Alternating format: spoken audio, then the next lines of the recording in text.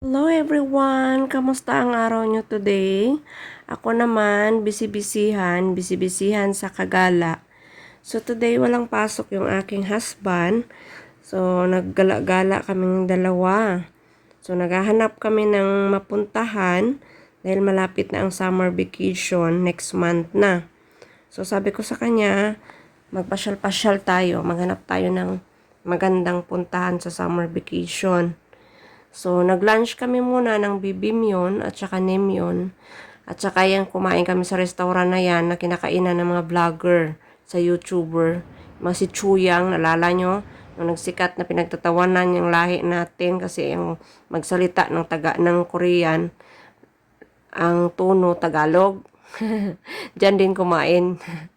Ayan, pagtapos, namasyal-masyal lang kami. So, ayan, nabidyo-bidyuhan ko. Ang ganda ng park. 'Di ba? Ang ganda. Puro mga bulak-bulak. Tapos, habang nagda-drive yung asawa ko, ako naman, puro video-video. Sabi ko, para may content ako. Kasi ngayong araw, busy ako. Hindi naman ako makagawa ng content. Hindi ako makaluto. So, yung kahoy, di ba, ang ganda. Binibidyohan ko yan. Alam mo, nagyayelo yan siya pag malapit na yung atom.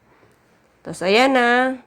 Dumaan kami sa restaurant ulit. Tapos, kumain na naman kami ng merienda dyan. O, ayan. Tapos, nanood kami ng cinema. O, wala lang, banding-banding lang. Kumbaga, date-date lang. Tapos, ayan na, nagpunta na kami sa cinema. So, tapos, nag-meet pa kami dyan ng kaibigan ko na pinagtataguan ko.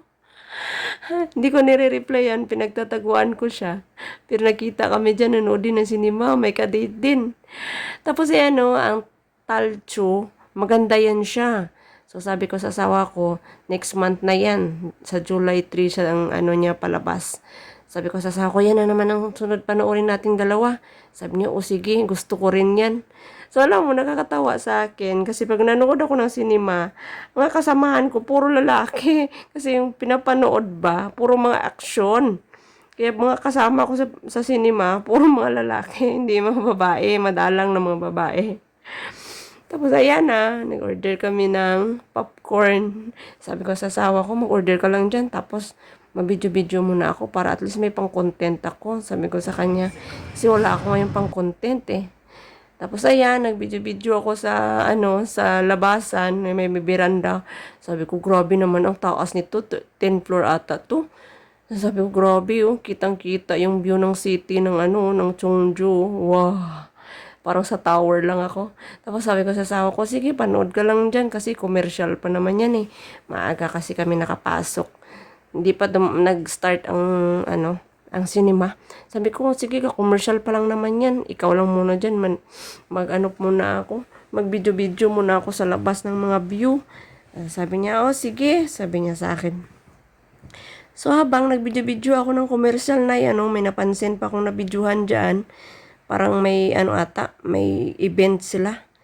Tapos ayan, ang ganda pa ng cinema nila. Kaya ang paa mo, pwede mo pa malatag sa taas. Meron siyang remote na pindot-pindot ba. O, diba? Relax na relax ka talaga habang nanonood. Asawa ko kain-kain, relax na relax siya. Sabi ko, sige, kain ka lang dyan, pa-relax ka lang dyan, mag-video muna ako sa labas. Kasi ang ganda ng view, parang nasa taas lang ako ng tower. O, tingnan mo, kitang-kita yung city ng Cheongju. Diba? Sa CGV Cinema lang yan. Sa pinaka-last floor, doon kami nanonood. Diba? Ang ganda, tingnan, no? Ang ganda kung diyan ka nakatira, kung kunyari bahay mo, apartment. Yun lang. Thanks for watching. See you on my next vlog.